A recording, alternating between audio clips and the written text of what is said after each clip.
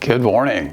So I'm going to talk about tribe or retribe. Like why tribe? What's the big deal? Like why should anybody care? So for me, I came to tribe by looking at a modern problem and saying, what's the cause of this? Has it always been this way? And every time I would look back, I would arrive at tribe or hunter-gatherer or village life, and I would see, oh, they don't have that. That problem didn't exist. If I go back far enough, it didn't exist. So something about the way we're living now in civilization and modernity and democracies, nation states, whatever we want to call it, there's something there that's the problem. We're doing it to ourselves. It's not a natural thing that just comes out of nature. It's a human created dysfunction we're basically poisoning ourselves or hurting ourselves for whatever reason. And so like the first example of that for me is look at the top 3 killers in the US and pretty much worldwide. And it's usually, heart disease, whether, heart attacks, strokes, this kind of thing, cancer, and obesity, diabetes, these kinds of things. And these are all lifestyle preventable diseases, and they did not exist. Even 100 years ago, they were extremely rare, but go all the way back to people living out in the wild and taking care of each other, and they didn't have it at all. It was almost unheard of or extremely rare. And so that was the big one for me. Essentially health is our natural state, our birthright. Like human beings in our natural environment, we don't get dis-ease, or dis-ease becomes 2 words. There's something out of order. We've lost our way. There's some dysfunction. If we go back to living how humans are designed to live, and we do really well in small groups where everybody knows each other, we take care of each other. And then once we get to large groups where people become strangers, then we become unaccountable to each other. Power corrupts. We start getting all kinds of dysfunction and corruption, and it's just a downhill spiral. Another one is food.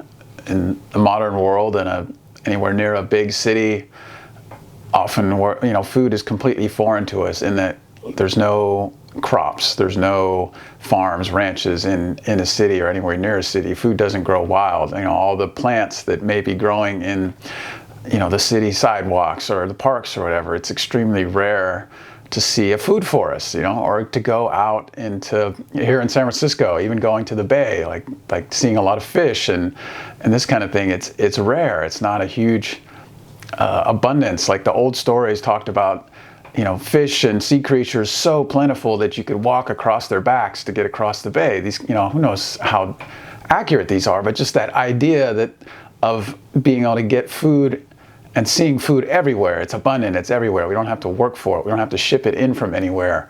We're not strangers to the people making our food or producing our food. We know where our food comes from. Like the idea that in a supermarket, the ends or the periphery is where the real food is, and in the middle it's just a bunch of processed, packaged food-like substance that has no nutritional value, and it's actually could be classified as a poison.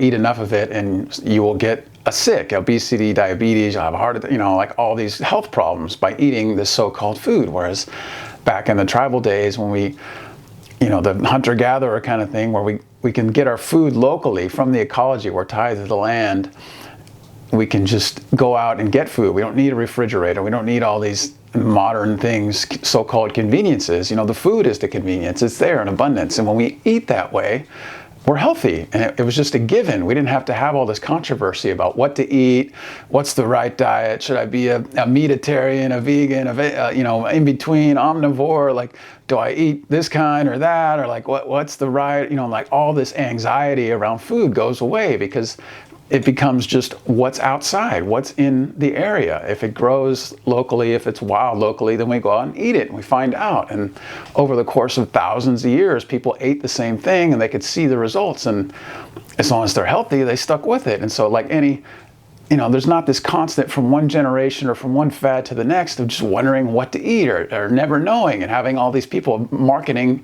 trying to sell us something that might not be good for us, So like that's a huge one for me. And so like I've done most of the rewilding myself.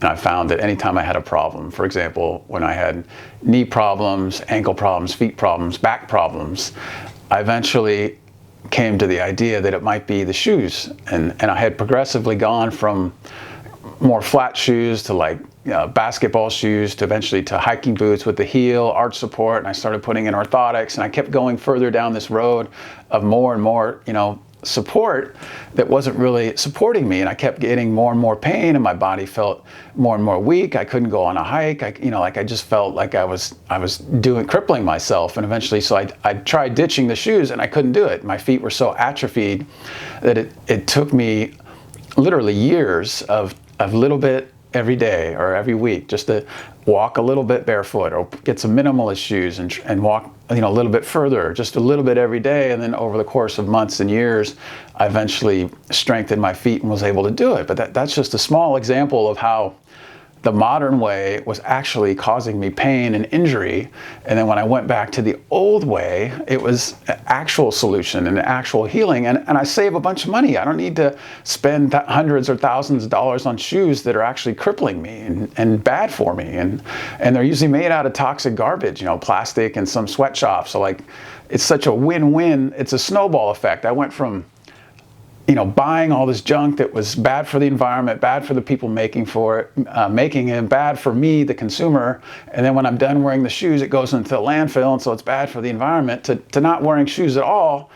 And now I'm not doing any of that stuff to other people, and I'm healthier, and I can actually run without shoes, just run, period. I can walk around on the earth without being dependent on some factory-made, contrivance, some gadget. It's like, for me, I extend that to everything, like television. I don't feel connected, I don't feel nourished, I don't feel taken care of when I try to connect to a plastic screen and take in that stuff. Like a good movie with emotional content, yeah, some of those I can connect with, but I don't want to get on a binge, and if I do it, watch 10 movies in a row or whatever, which I have done in a period of my life, I ended up feeling like I wasted a day or like I'm wasting my life.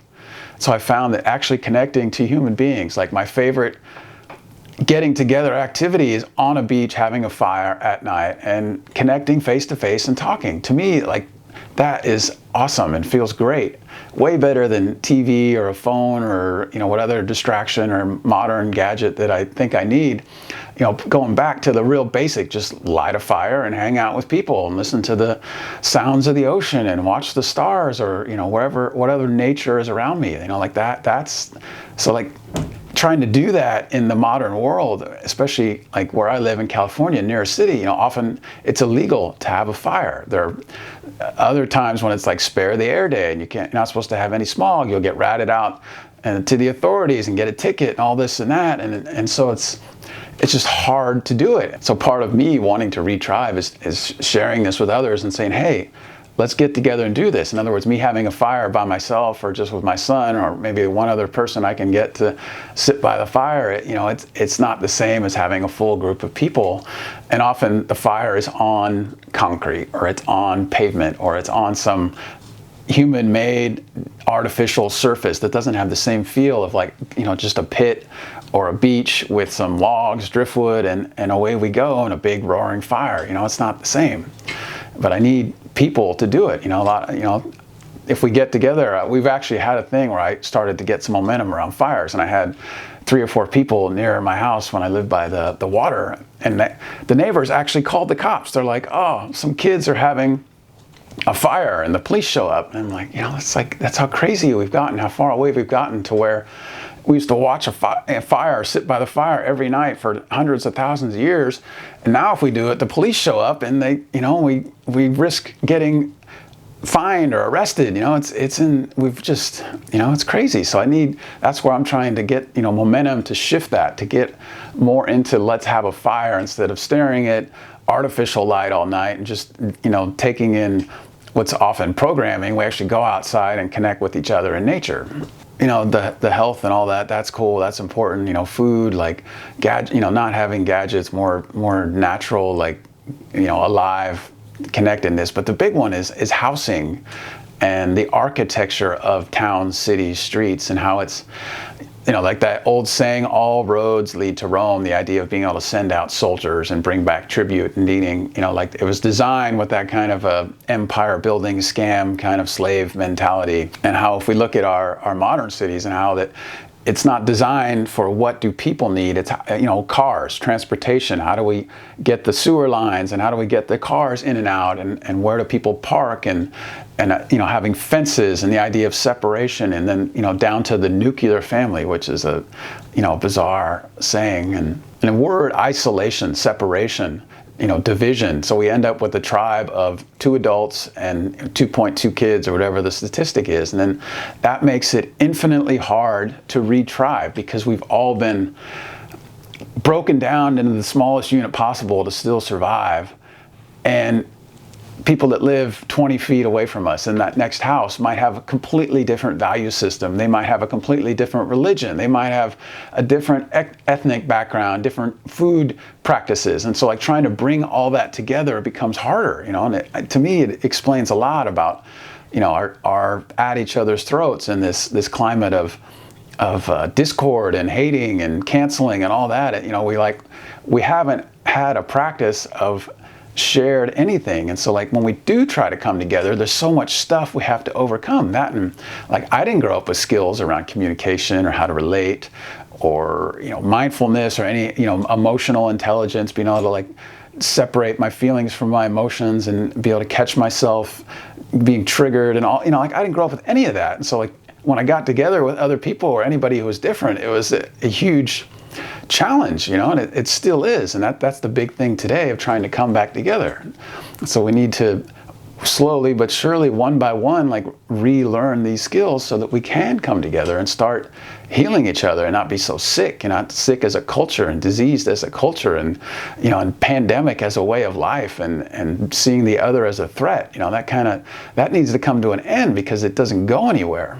It ends up in robots with electronics implanted in our head, and we slowly but surely lose all the body parts and just become these machines. To sum up, for me, tribe is the solution to a problem. The problem's been going on for thousands of years. Empire, colonialism, it's been tried for 5,000 years or however long it's been, and it hasn't worked. It's it's the same cycle. Somebody, I think, wrote a book about the cycle of empire, how it's the rise, the expansion, and then eventually it implodes from within, because it's an unsustainable system. Whereas tribe, hunter-gatherer, that went for thousands, hundreds of thousands of years. It's proven the test of time. It worked.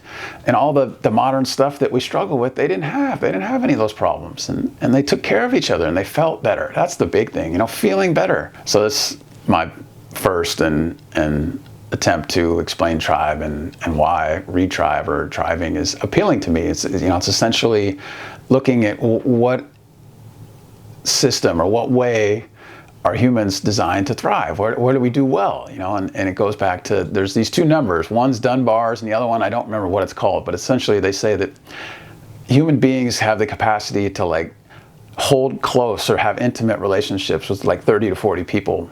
Beyond that, and we don't have the same closeness, and we start to separate and break down, and we don't have the same cohesion.